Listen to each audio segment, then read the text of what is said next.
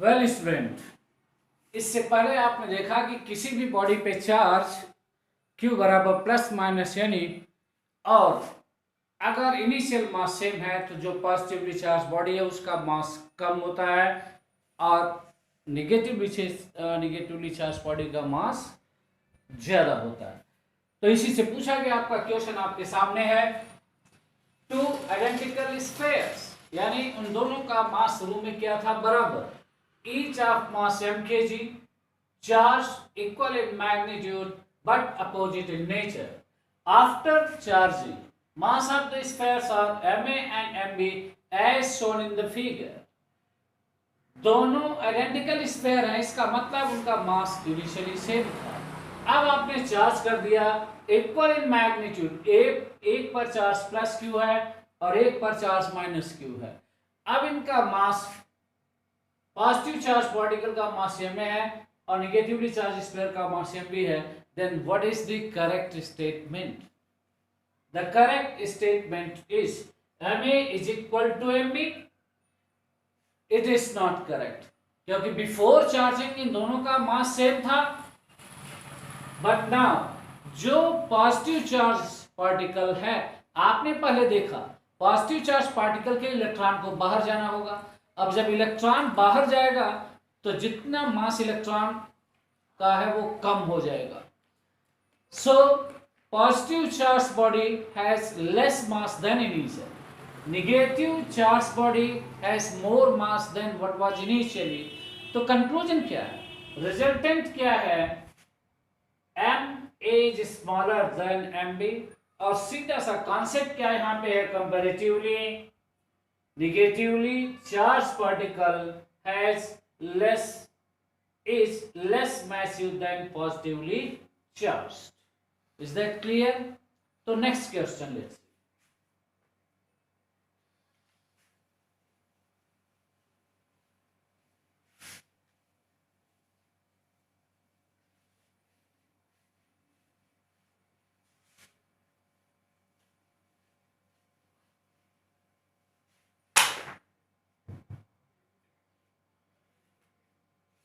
ये medical NEET और AIEEE दोनों में, इंजीनियरिंग IIT दोनों में ही पूछा गया क्वेश्चन है, किसी न किसी फॉर्म में, जिसका एक पैटर्न आपके सामने है।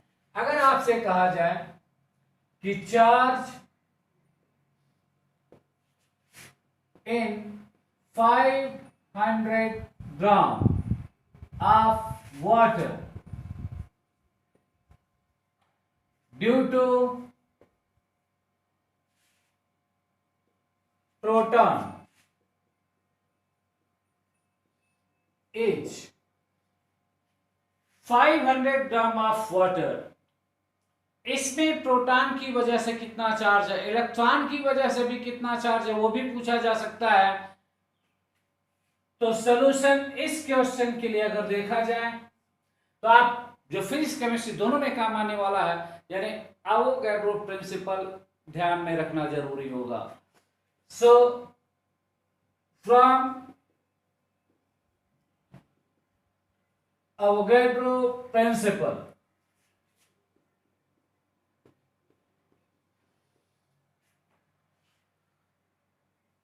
Number of atom or molecule in one mole is equal to 6.023 into 10 to the power 23, and this is said to be Avogadro number represented by Na. And number of mole,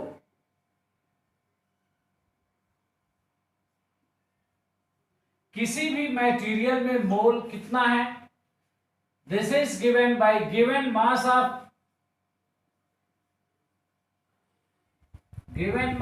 of matter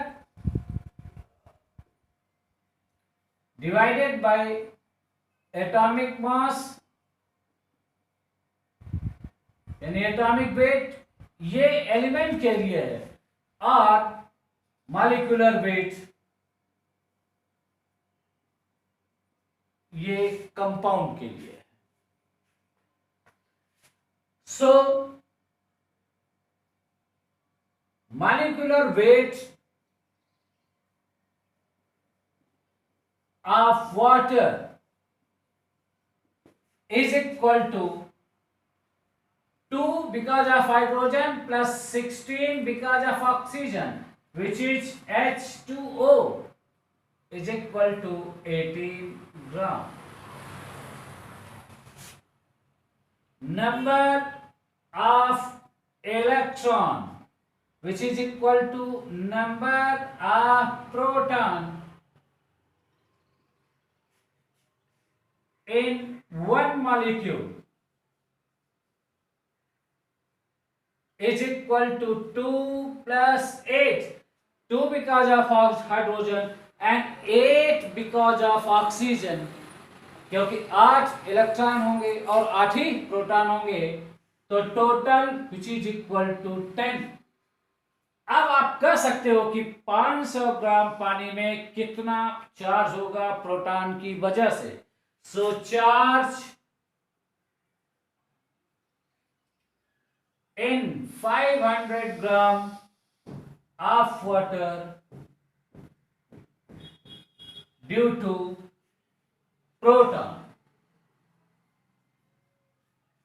Q is equal to proton की वजह से charge positive होगा और total proton होंगे 500 divided by 18, this many moles, और एक मोल में number of molecule 6.023 into 10 to the power 23, और एक ये टोटल नंबर ऑफ मॉलिक्यूल हुए।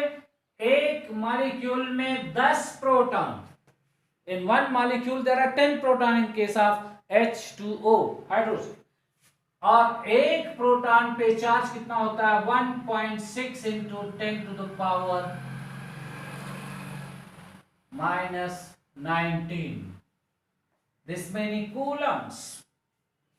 So you can calculate Q is almost 2.38 into 10 to the power 7 coulomb.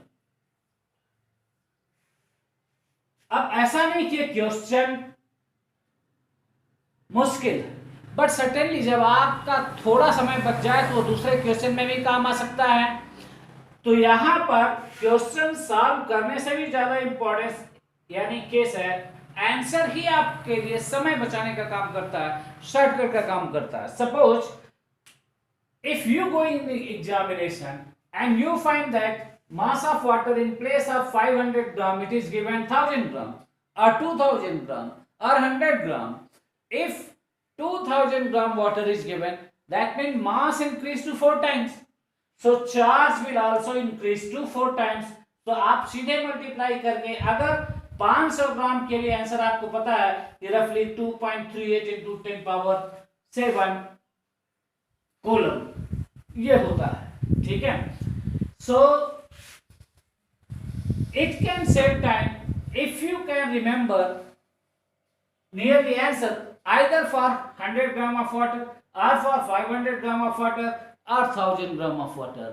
So similar pattern के question आने पर आप अपना समय बचा सकते हो।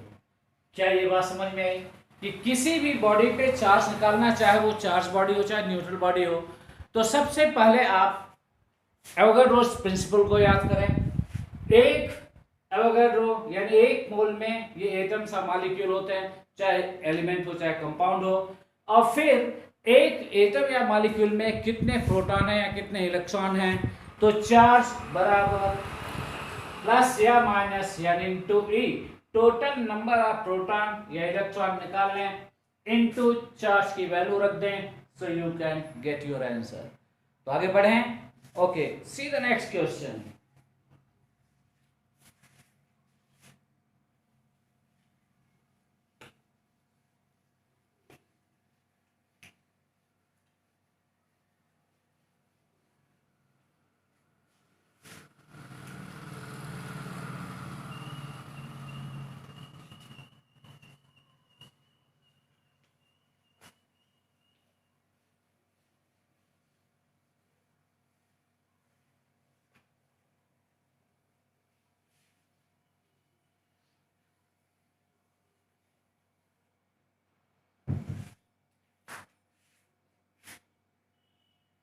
Next question, if one electron is taken out from each atom from a copper sphere of mass 64 gram, then charge on sphere is.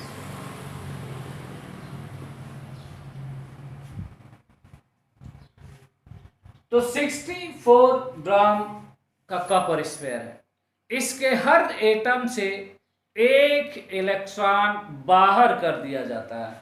तो इलेक्ट्रॉन आउट, इसका मतलब चार्ज क्या है? पॉजिटिव। और कितने इलेक्ट्रॉन बाहर गए?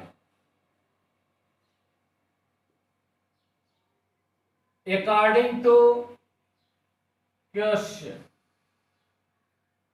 number of electron out is equal to number of atom. So number of mole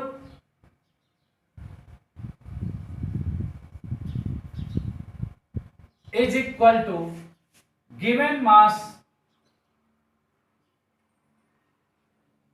divided by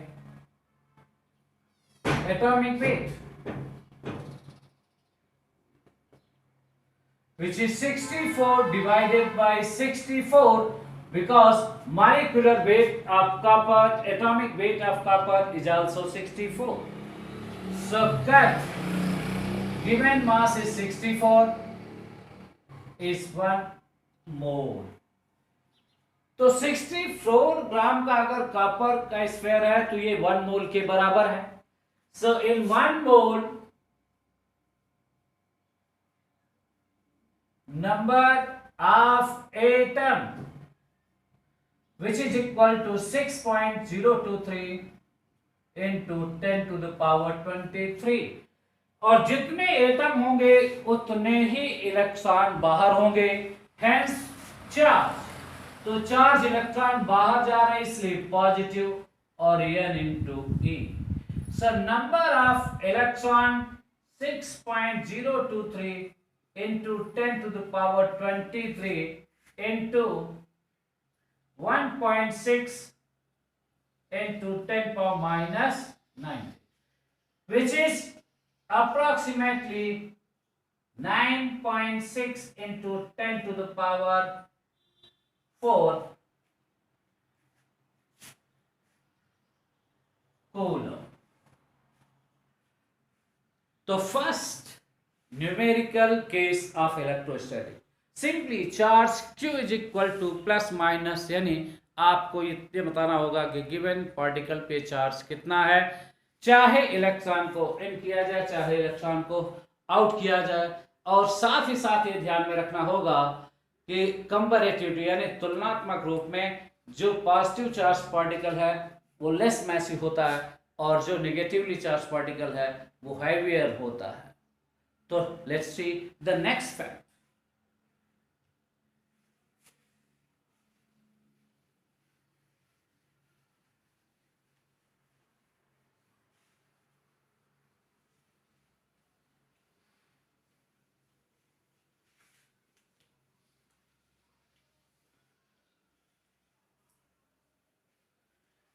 so far जो आपने देखा कि कैसे किसी बॉडी पर यानी किसी बॉडी पे चार्ज कितना, कैसे चार्ज दे सकते हैं, ये आपका नेक्स्ट इंस्ट्रक्शन होगा। बट थोड़ी देर के लिए पहले ये देखा जाए कि चार्ज इनडायरेक्टली करता क्या।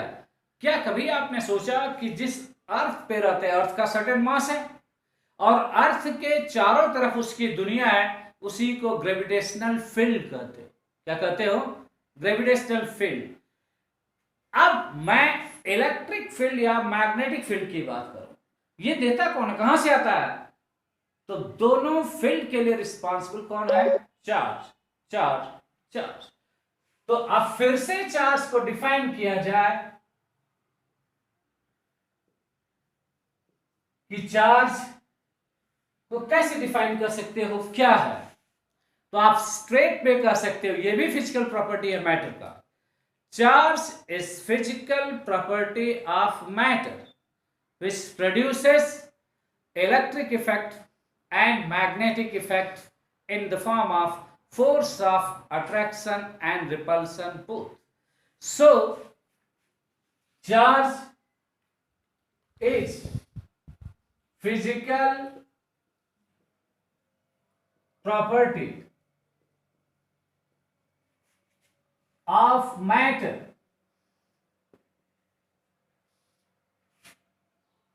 produces electric and magnetic effects both.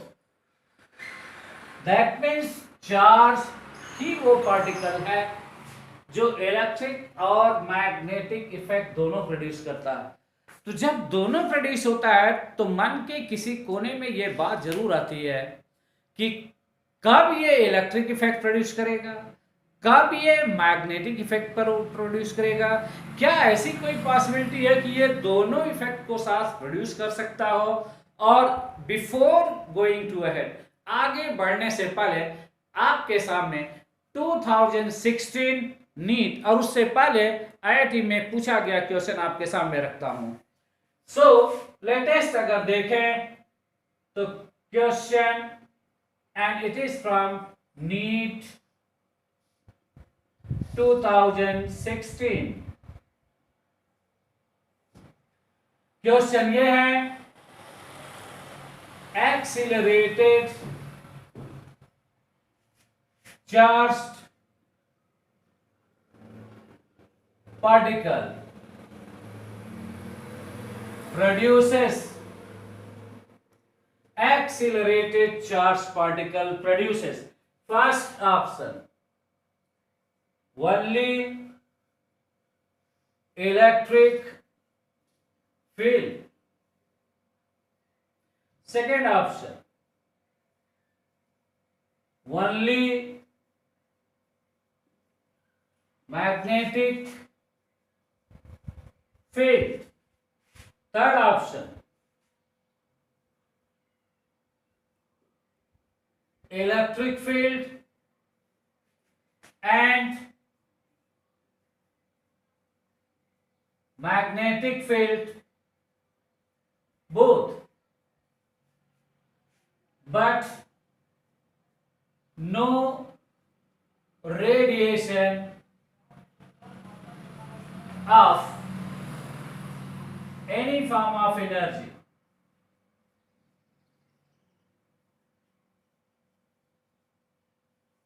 And fourth option, electric field and magnetic field.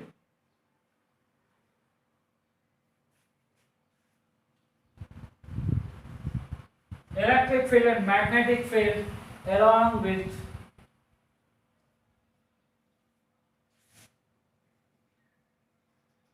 electromagnetic radiation.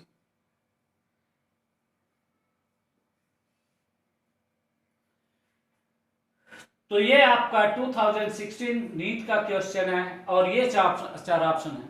तो क्या कहना चाहेंगे, कुछ बता सकते हैं?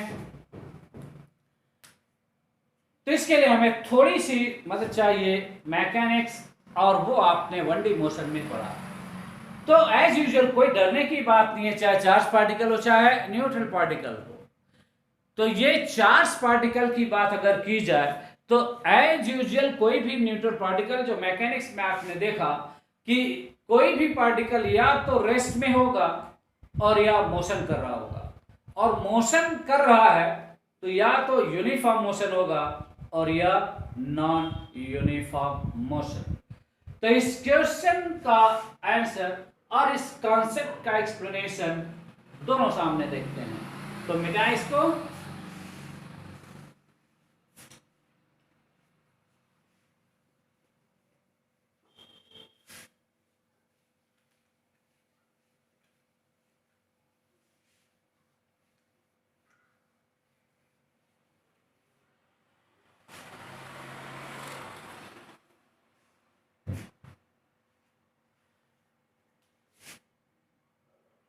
तो इस